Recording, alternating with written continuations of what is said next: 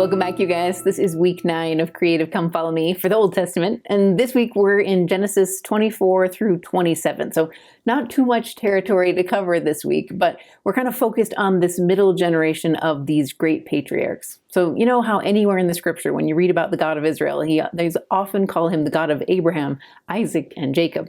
Well, where we've been focusing on Abraham for the last few weeks, now we zero in on Isaac, and especially on Isaac and his covenant wife, Rebecca, that comes in on the scene. But there's also some other characters that pop in this week that are so worth studying. So it's going to be a good one. To give you kind of a bird's eye view of what we're going to cover at the first chapter 24, this is what focuses on this servant of Abraham going to find this wife, this appointed wife that he has to figure out where she is. And it's this great hero's journey of sorts. When you get into 25, that's at the end of 24, Rebecca and Isaac are married. And in 25 is when you start to learn about the next generation that's coming. It takes 20 years to get there, but we'll have Jacob and Esau, these twin boys born to Rebecca, down the road. And you learn a little bit about their birth in 25. When you jump into 26, this is when you're going to kind of have a similar pattern to what we've seen before. So there's a famine happening in the land and they have to shift out of Canaan and they think they have to go to Egypt, but they're directed back and they end up right back in King Abimelech's land. So it's almost a bit of a deja vu. In fact, there's a lot of it that's similar, but there's some little glimmers of new that are worth looking into. So I'll help point those out to you. And then in the last section in 27, this is when you see Rebecca trying to help Jacob get the birthright. So we're going to learn all about how that process happens and why it happens, but that'll kind of give you the bird's eye view of all the chapters so that hopefully as you head in, you won't get lost. Don't worry, I got you covered. All right, let's get started.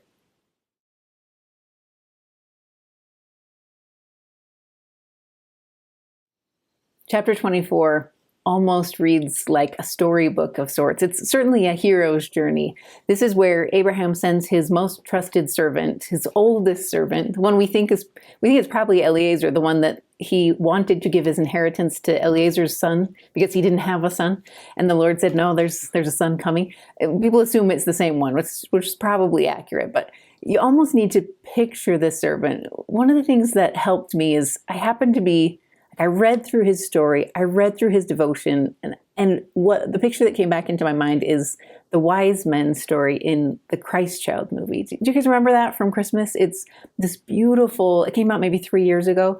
It's this beautiful telling, and interspersed with Mary and Joseph's story, they have the wise men coming, and there's this one wise man who seems to be the leader of the trio, and he, when they meet the Christ child, kneels down and just weeps. Like he's just so delighted to be in the presence of the Savior, even in his toddler form.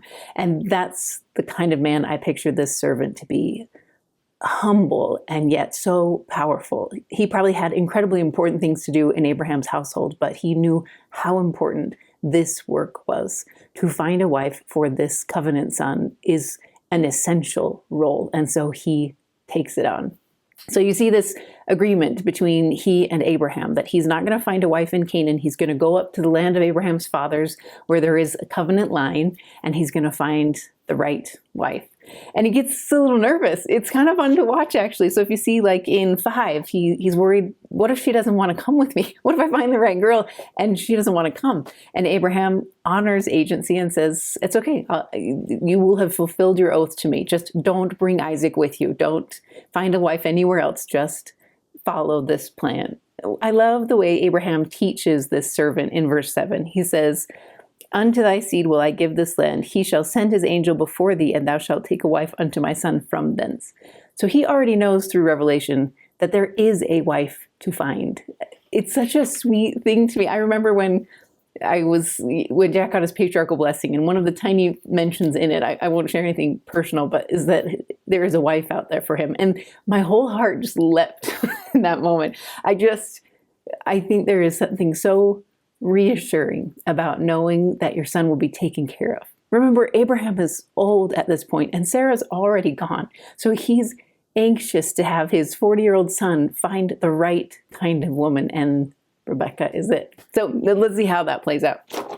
Basically, the servant says, okay, and he takes camels and men and provisions, and they go the 600 miles to get to Abraham's, homeland. to search for a wife. But when he gets there, he doesn't know how he's going to find her. What I love is how he figures it out. Basically, the servant, who we don't know if he's the same religion as Abraham or not, but he trusts in Abraham's God, and so he prays. And he prays, this is in verse 12, and he said, "O Lord God of my master Abraham, I pray thee, send me good speed this day." It almost has a medieval sort of sound to it, like a knight on a mission. And he basically proposes a plan to the Lord that says, I'm going to go to the well. The woman who is the right one, please have her offer me water, and then I'll know for sure. It has that Brother Jared feel, right? This, I'm not going to wait for you to kind of make someone glow. I'm going to propose a plan. And if it's okay with you, Lord, can you make this plan happen? And what you have to love is the response of the Lord. So I'm 15, and it came to pass, before he had been done speaking, behold, Rebekah came out. So he's not even done with his prayer, and there's already this beautiful woman coming his way. I don't know how old she was, but I actually picture Rebekah really, she's clearly strong. She's clearly devoted. This story almost feels like the Good Samaritan story to me, because when when Abraham's servant is there and he's thirsty and asks for a little bit of drink. In fact, I love that phrase in the verse. I think it's in 17. "Let me, I pray thee, drink a little water of thy pitcher." He just wants a little, so that then he'll know she's the right one. And her response is this outpouring. I'm going to take care of you, and I'm going to take care of your camels. I'm going to take care of you. And I don't see that as a, some people read it with a, she just serves and serves and serves.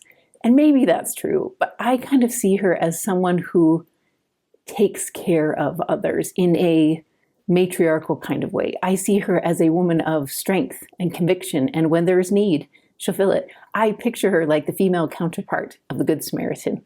There's need on the road to Jericho, and she's going to stop, and she's going to help, and she's going to do it fast. So she speedily gets the water. She gives as much as the servant needs, and then she takes care of the camels as well. That's no small undertaking. There's a whole bunch of theories about how many gallons the camels can drink. But in my mind, what makes her remarkable is not so much, I can't imagine she could go back and forth to the well like 50 or 100 times to fill up a 5-gallon jug, which is the biggest kind of vase we can see in antiquity. So I can't imagine that's even possible in this shorter period of time. So then my mind was like, maybe she's got some innovation in her. Maybe what this servant loves about her is she has leadership skills. Maybe she rallies others, or maybe she comes up with a way to pull up 4 jugs at the same time. I don't know. I just think sometimes we fixate on the fact that she was fair and a virgin and lovely, but there's more to her. In fact, if you follow the footnote pass, I try and lay it out in the notes. When that word fair, Joseph Smith adds to it by saying that no one has known the like of her.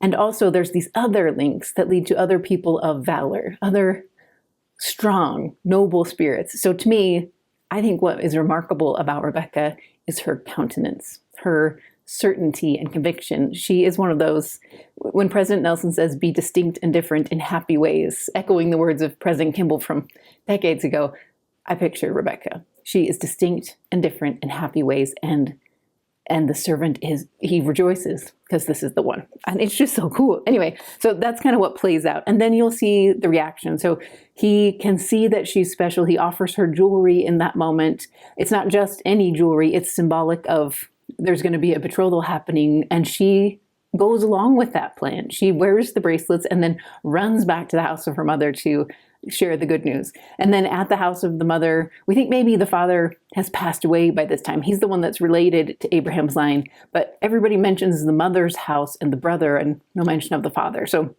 we think maybe he's passed on. But regardless, he comes and he stays for the night. But before he sleeps or eats or anything, the servant says, basically, I've got something to say. So he recounts this whole story that's just happened to Rebekah's family. And what I loved about this piece of chapter 24 is I just felt like there was honor in it. He doesn't just find her remarkable. He wants to make sure her family knows how remarkable she is. It kind of almost gave it a fairy tale feel to me. Maybe she's more of a Cinderella character that nobody expected much out of. And maybe she just works really hard and the family likes her for that purpose. I don't know. Who knows? But the fact that he takes so much time to say, let me explain how this happened and what she did and why I know she's right. I just thought it was cool. I thought it was a lovely addition. So they basically say, sure, if this is God's will, basically, then yes, she can go with you. But you have to love what happens next. So as you flip over the page, you'll see that she gets to choose. They agree to the marriage happening and to her leaving, but they don't want it to happen too fast. So in 55, they say, let the damsel abide with us a few days, even 10 days. They want some time before she leaves. And the servant has no time for that. He was here to, not just to find Rebecca, but to bring Rebecca home. And he's not going to gamble with that outcome. So he says, no, I need her now. And then she's asked, they bring the damsel in to ask her opinion. And she says this epic short phrase that sounds just like Nephi and says, I will go. So that's in 58. That to me is a bold statement of faith. I don't know how much spiritually Rebecca was prepared before she got to this point in time. But she feels to me like the 10 virgins story. Her lamp has been trimmed. Her oil is ready. She's got a vial of backup. She is ready for this moment. And in the face of all kinds of uncertainty, she says, I will go. And I love that about her. I admire that kind of courage. I wish we knew more about her earlier story so we could find out how she gathered so much certainty in this moment, but she does. So she goes with them. She doesn't have to go by herself. They send a few servants and her, like handmaid kind of nurse. Her name's Deborah. We're going to learn about her later, but she gets a piece of home that comes with her, but she'll never go back to her homeland. Her family won't ever see her again. They'll see her son, Jacob, when he comes, but they won't see Rebecca again. So you have to love that in the middle of this, they bless her. They offer her a blessing. It's in 60 that she'll be the mother of thousands and millions. You can almost feel like they know more about these promises and prophecies than we might expect that they would. And then you get this epic scene. A lot of people read it almost like a Jane Austen movie, because you have Isaac out in the field, and when she gets close, she jumps off the camel and veils herself and runs to him, and they go back and are married. And he loves her. That's how it ends in 67. But I think there's lots of ways to read that. So don't get too swept up in the sweetness of it, because I think there's more depth than we might appreciate. But I'm going to jump into that as we go into 25.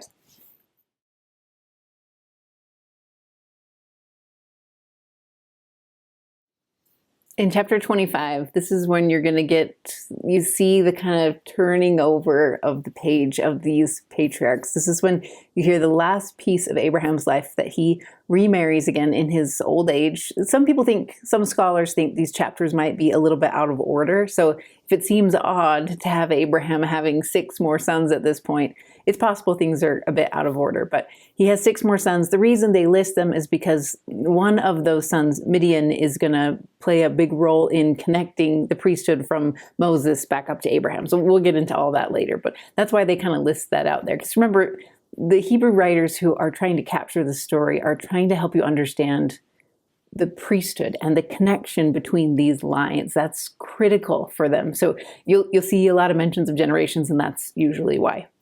You also see how Abraham loves all of his sons.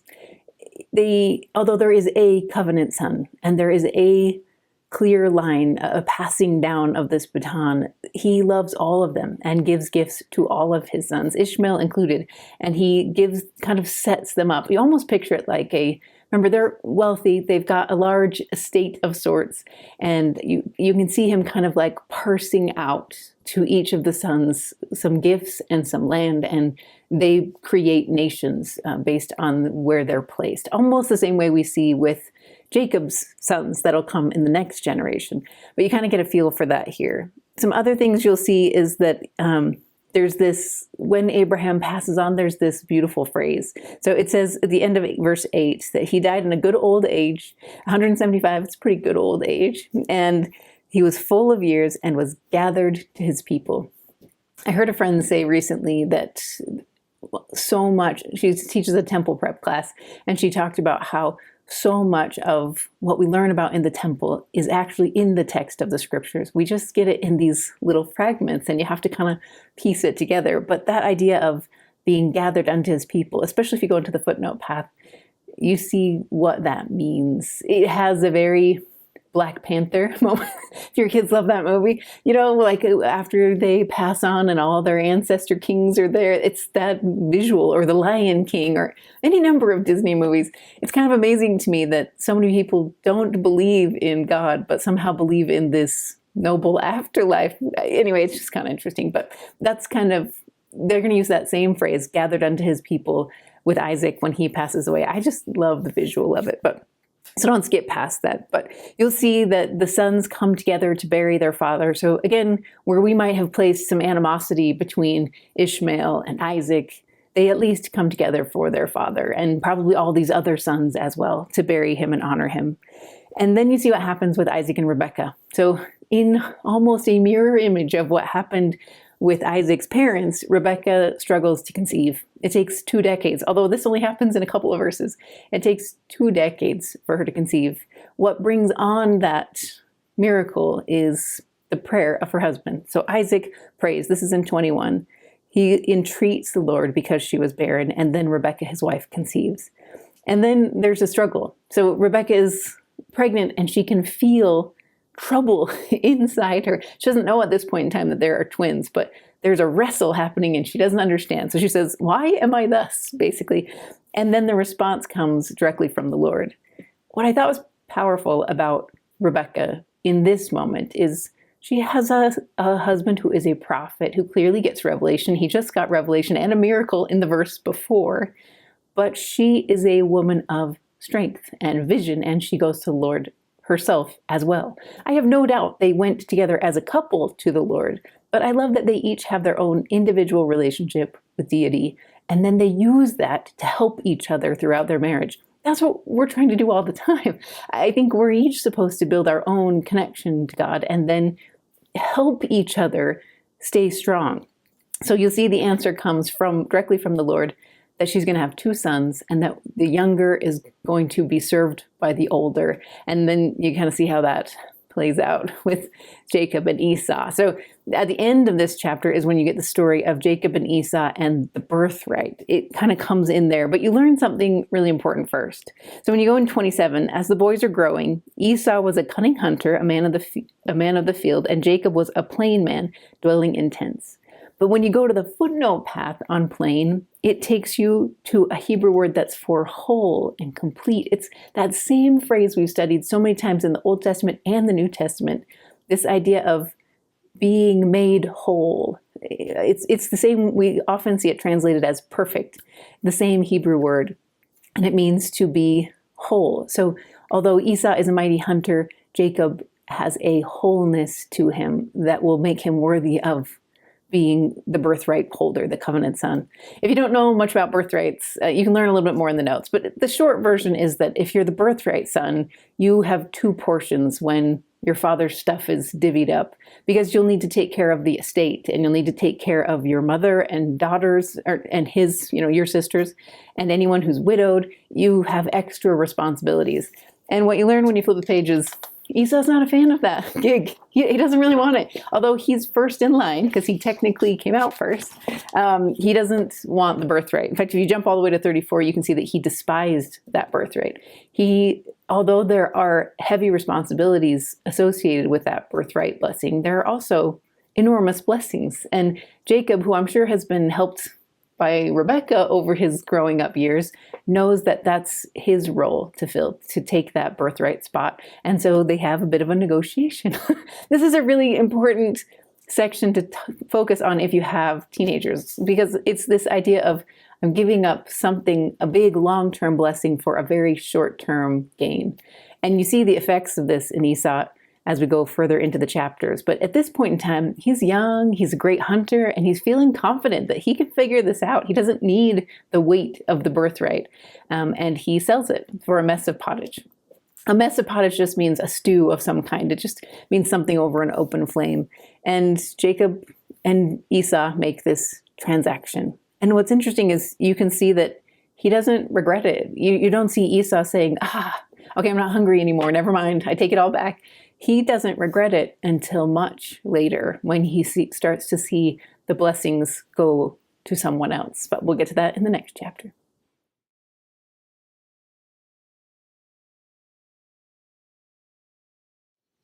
Chapter 26 almost is an echo of Genesis 20, when we saw Abraham and Sarah go in King Abimelech's area, and she says he's her brother, and then they catch on, and that kind of happens all over again with this second generation.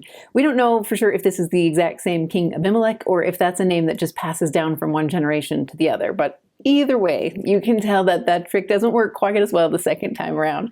So essentially what you need to learn about this is in 26 and verse 1, there's a famine in the land. That's important to understand throughout the entire chapter because it makes a big difference on how people interact with each other, especially when it comes to water. So they are worried about the famine. They're considering going down to Egypt, just like, Abraham and Sarah did. And the Lord stops them and says, no, stay in this promised land. In fact, Isaac never really goes anywhere outside of the promised land, whereas his father and his son will have epic travels and do big things. Isaac's life is pretty small. He loves his fields, he loves his flocks, and he stays really small in this land, and he holds his ground. He is, I guess I see him as a connecting link, right? He is this quiet, powerful link between generations. And I kind of love that piece of him. It reminds me of my dad almost. My dad is a very quiet, powerful man who is a connector. And I see a little bit of that when I think about Isaac. So when you look in there, you'll see that there's this famine. And so they end up going to King Abimelech's area in Gerar, I think is what it's called. And they have that same interaction where they claim their siblings, but they catch on faster this time and have the same concerns. Like, why would you play this trick on us? What's interesting is it opened up time. I don't know precisely why the Lord asked them to do things in this way. I don't know why Laban had to be killed by Nephi versus just being tied up somewhere. I don't know why sometimes the commandments get redirected for certain people, but that's what happens here. They're directed to do this. And the reason, I think, is because they need space and time to establish themselves in this land so that the Lord can pour out blessings. So if you look in 12, for example, you see that they are ridiculously blessed. Where there's this famine for everyone else, he has 100-fold crop. Now, a normal yield for a crop is somewhere between 5 and maybe 15 is a huge profit margin for a crop. So to jump to 100, especially in a time of famine, is miraculous. It's a miracle story that happens in the middle of this recap version of what happened with his parents. Anyway, so that's important because it sets the stage for what happens next. Basically, others get jealous, and understandably so, right? They don't understand how his crops and his fields and his herds continue to prosper so much. I thought it was really interesting. It's almost like we see in the Book of Mormon, where you would think Abimelech's men would see that prosperity and say, tell me about your God. Tell me how you have this protection. Teach me. But instead, they take a whole different route, and they try to dam up the wells that Isaac's been digging. So they go and they fill these wells. Isaac has been going and finding the wells that Abraham dug initially, and he's been excavating them so that they can use them again. And over again, these sabotagers basically come and fill up the wells. What I thought was powerful about Isaac's example is he just does another. He doesn't fight. He doesn't try and hoard the water for himself. He has that same mentality that his father did. The Lord will provide. And he does. Over and over again, they find a new source of water. They dig a well. And then they bless everyone in the surroundings, right? Even if that well that they dug gets snatched up by others, that well will save people. That well is a gift, whether or not it was given. And I think that's something that we learn from Isaac. He is a well digger. He will make whatever place he goes to better in some way. In his quiet way, he finds a way to make places better. And he is a peacemaker. He trusts in the Lord, and he doesn't get greedy. And I just find that remarkable and admirable about Isaac. So they essentially, after this happens several times, they make a covenant of peace. He and King Abimelech and his men, that they will be friends, and that they can see that Isaac is clearly favored of the Lord, and they're not going to be able to compete with that. So they at least want to make an alliance with him. And there's this sweet covenant that happens. I do love, if you look in the phrasing of the end of verse 24, it says, "And the Lord appeared unto him." So the Lord comes to Isaac. We sometimes focus on that with Abraham a lot, but you miss it that it happens with Isaac too. He renews his covenant at the beginning of this chapter, but in 24 he says, "I am the God of Abraham thy father, fear not, for I am with thee, and will bless thee, and multiply thy seed for my servant Abraham's sake." That brought comfort to me, because I feel like what he's saying is, as a parent, be diligent, and your blessings will spill over into your kids' lives, even if you're not there anymore. I love that promise. So there's sweetness in that. They also talk that they see the impact, and then they make this covenant. And then right after the covenant is made, his men, Isaac's men, find another spring of water. But now, because there's a treaty in place, they can hold on to the water rather than worry about it being snatched up again. So there's just this, like, it's all tied up in this lovely little bow. At the end of this chapter, you'll see that it doesn't all end happy, especially with Esau. So in addition to selling his birthright, he now marries outside of the covenant. He marries 2 women outside of the covenant that are Hittites. That causes a lot of problem, because now his children can't carry the priesthood line.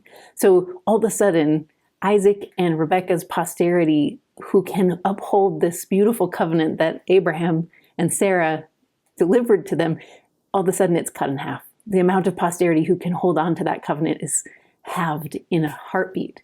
That was devastating to them. So you see that at the end of this chapter, they are mourning that loss. And we'll see what comes of that in the next one.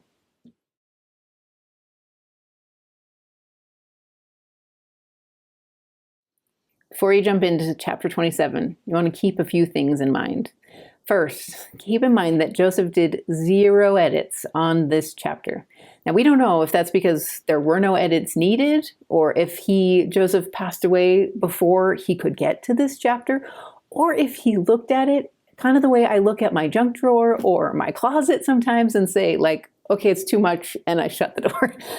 I don't know which of those is accurate, but we don't have an inspired version of this to add to what is in the text. This is a confusing chapter because it is one of those moments where there is deception involved, kind of like the brother-sister thing they do with King Abimelech. You're like, wait, what? Why? Why is that the solution?